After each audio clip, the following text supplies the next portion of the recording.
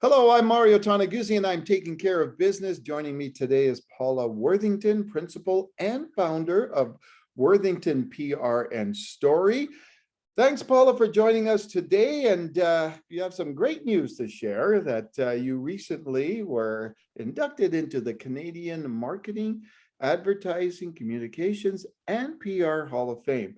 Congratulations. And how did that feel getting in there? You're not that old to be in the Hall of Fame. I know. That was my first reaction. I'm way too young for this. No, always a pleasure to be here. And it was such a amazing and wonderful surprise to hear about it. And I hope I can just live up to that name moving forward. Let's talk a little bit about your career in this whole industry. How did it start?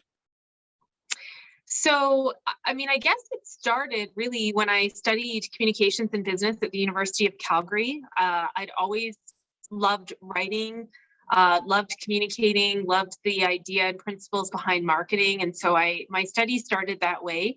When I graduated, I had been born and raised in Calgary and then ended up doing my post-secondary here. So I was really itching to go and spread my wings. And I ended up traveling a lot, but then also I took a job in Toronto, and I moved to Toronto for 4 years working for an organization called Enactus, who I'm still involved with in a volunteer capacity. And they were a really important part of my entrepreneurial journey and adventure. And I had the chance in that role to work with universities across the country and help them build their kind of entrepreneurial programs on campus with students getting involved in a volunteer capacity to do good and change their communities in meaningful ways. So I was on the road between Victoria and St. John's a lot of the time, and it was such a formative experience for me to not only be able to work with incredible students and faculty, but also the organization attracted a lot of amazing entrepreneurs who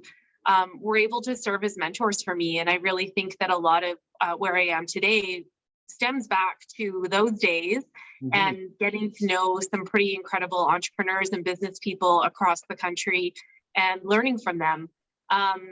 When I came back, I full-fledged wanted to work in PR and communications. And so and one of the reasons I came back to Calgary is I missed the mountains. So ironically ended up working in the ski industry with Resorts to Canadian Rockies, and was back and forth to the mountains a lot and getting to be on my skis. And that was a really incredible time as well. From there, I went to WestJet, worked on their marketing team at a time when the airline was growing a lot. And again, that was incredible people, incredible teamwork, fast-paced environment. And I knew I really thrived in those kinds of environments.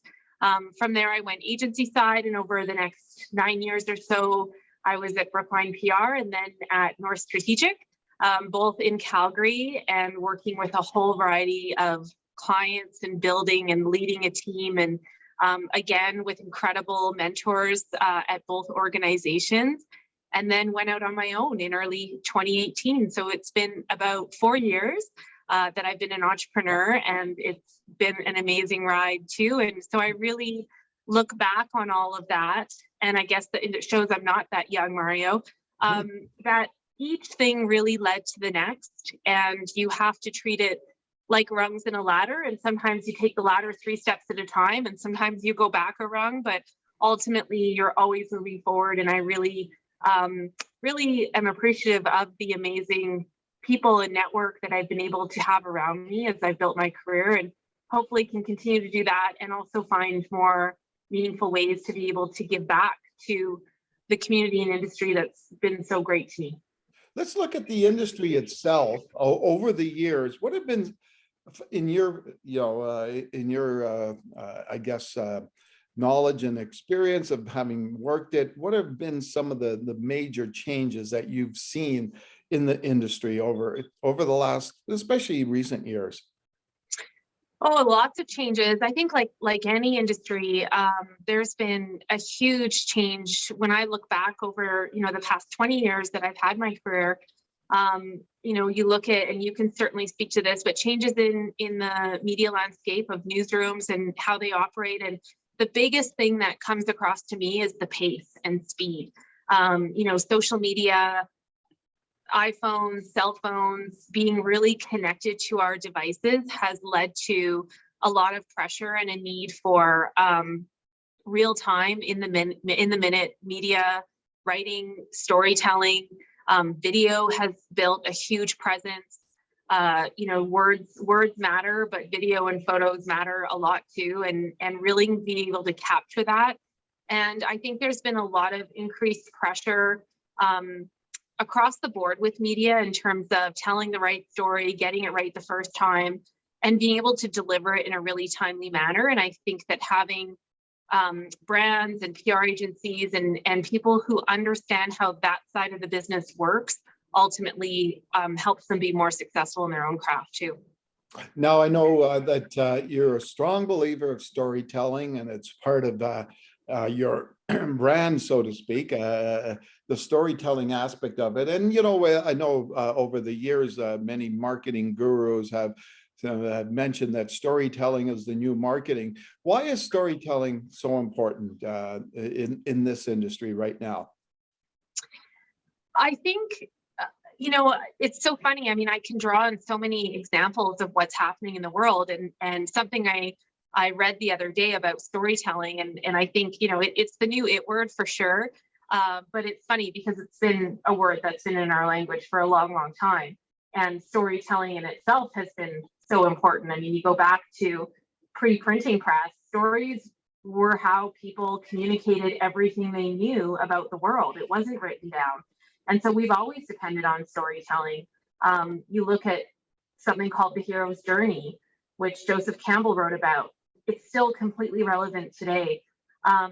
Even this weekend on Sunday, there were some incredible stories in our own city. And I think what really gets to me about stories is that they're personal, they're based on experience, and they move people through emotion. You're not telling someone what to do. The end listener gets to decide what they do with the information based on how it stirs their emotions. Yeah. And for example, on Sunday here in Calgary, Village Ice Cream said every scoop, every pint sold, 100% of the proceeds were going to go to Ukraine. And I don't know if you saw the follow-up from that, Mario, but they raised over $100,000 in sales that day. I was online. I was one of those guys in line getting ice cream. The lineups were, 200 people deep. And that really came from a story of, here's one thing you can do to help something that's going on in the world right now. And it triggered people emotionally.